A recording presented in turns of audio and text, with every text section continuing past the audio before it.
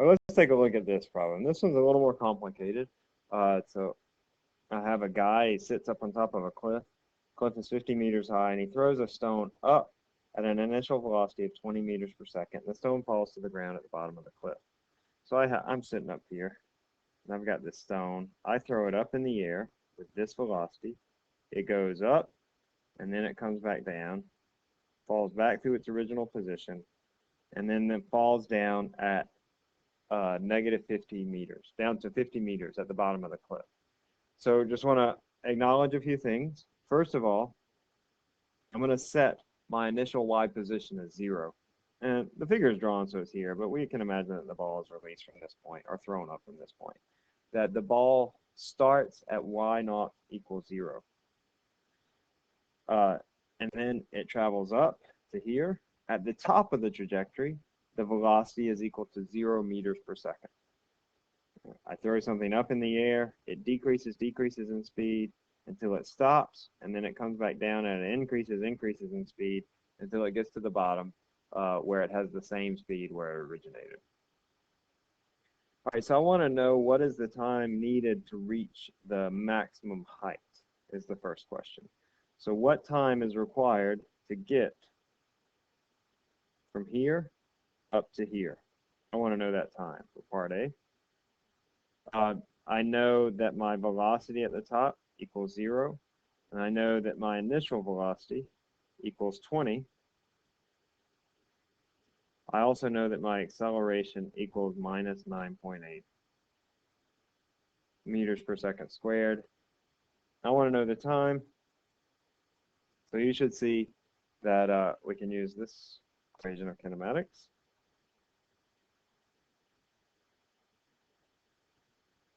Because we have all the variables that we need except for t. All right, so I have 0 equals 20 minus 9.8 times t. Subtract 20 from both sides, I get negative 20. Divide both sides by negative 9.8 equals t. If I solve that for t, I find that t is equal to 2 seconds. All right, so it requires 2 seconds to get from where it leaves your hand up to the maximum height. Now I want to know what is that maximum height. So in part B, I just say y equals v0 t 1/2 ay t squared. I want to know this. So v0 is my initial speed, 20 meters per second, times 2 seconds, plus 1/2 of minus 9.8 times 2 squared.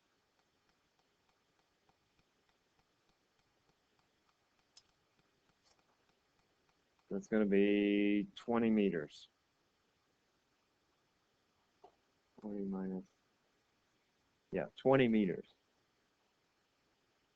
All right, so this is what I have.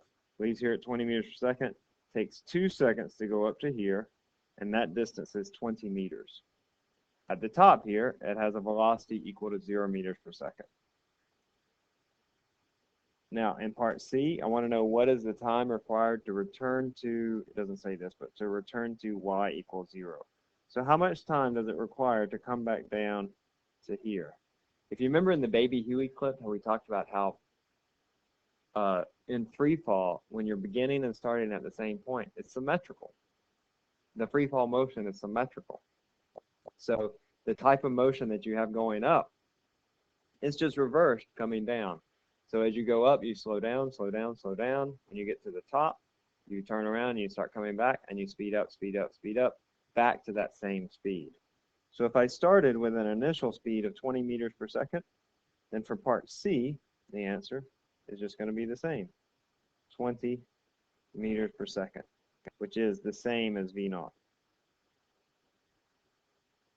Because they are at the same position in the free fall path. All right, part D. What is the total time the stone is in flight? There should be a flight here, I got covered up, sorry. the total time the stone is in flight. Now,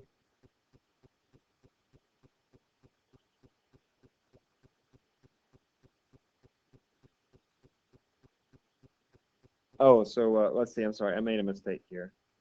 Wait.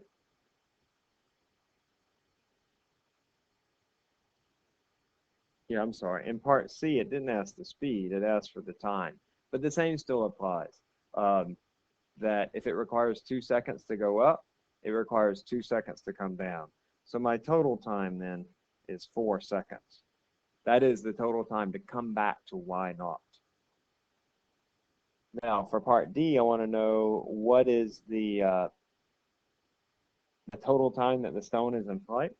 I'm going to go down to the next page.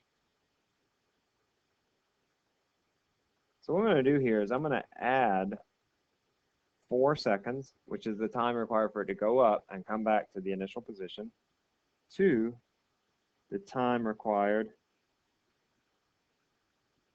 for it to go from y equals 0 to negative 50.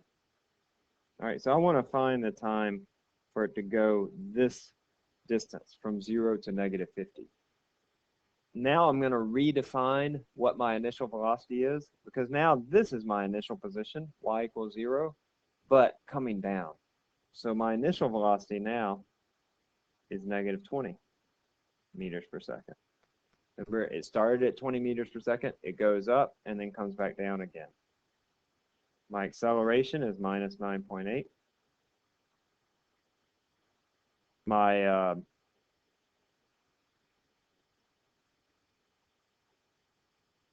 final y position is negative 50 meters. I believe that's all we know, but that's all we really need to know, because I can just say y equals v naught t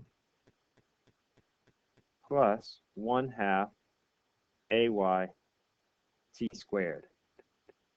It's going to be negative 50 equals negative 20 times t. And I'm going to go and take half of minus 9.8. Gives me negative 4.9 t squared.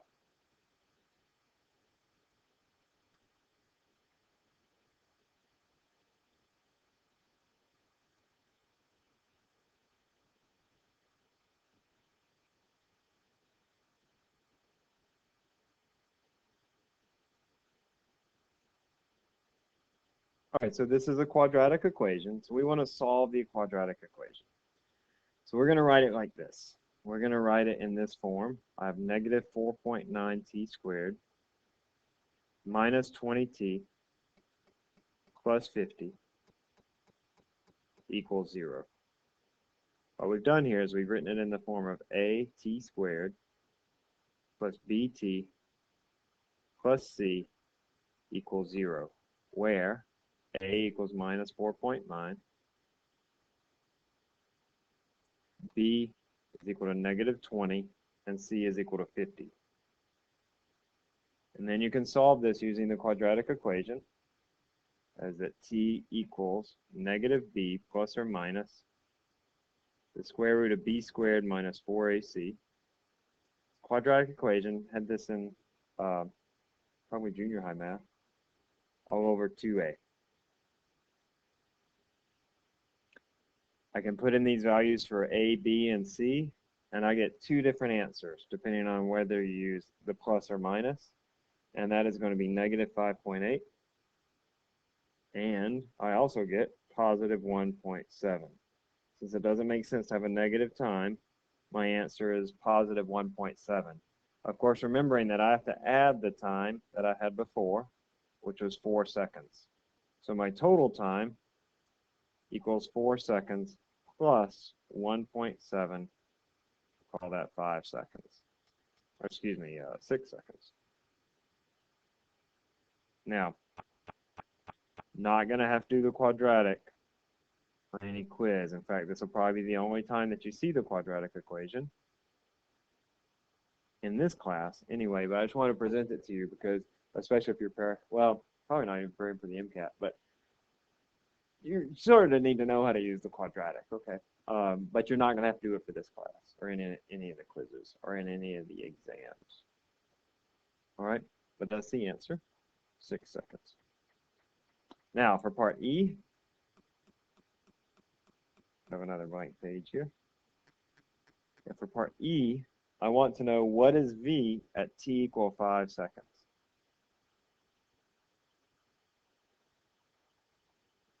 What is the velocity at t equal 5 seconds? Let's say V is equal to V naught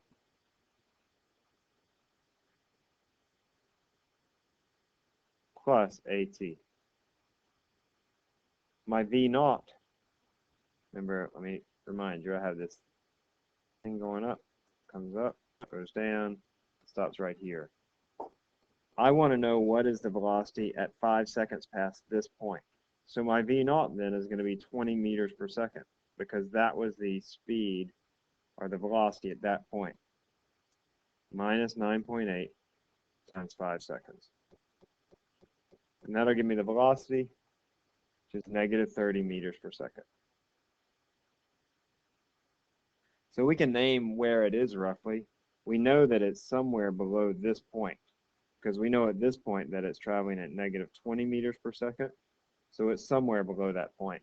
Besides, we know also that this point is t equal 4 seconds. So we know that it has to have fallen 1 second below that point. Okay, and that's the next part of the problem is what is f at t equal 5 seconds? Or excuse me, at part F is what is y at t equal 5 seconds.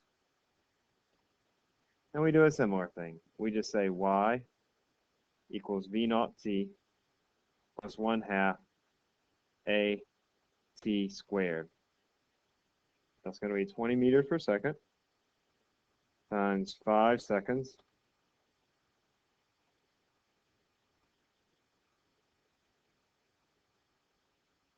plus 1/2 of minus 9.8 times 5 seconds squared. And I find a y position of minus 22.5.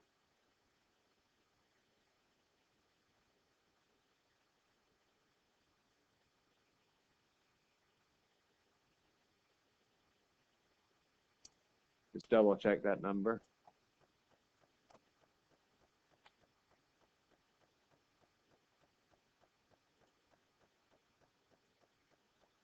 Okay, yeah, that looks good. 22.5 meters. So that means over here at t equal 5 seconds, I am at 22.5 meters below the starting point, which we had called y equals 0. Whew. Okay, that's a fairly long problem, but it's good practice for you because on the quizzes and on the tests, you'll have problems that are similar but smaller. So you'll have pieces of this problem.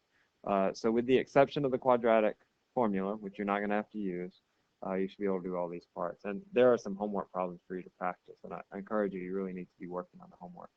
I should be almost done with Chapter 2 homework at this point. Let's stop and then we'll pick back up another example.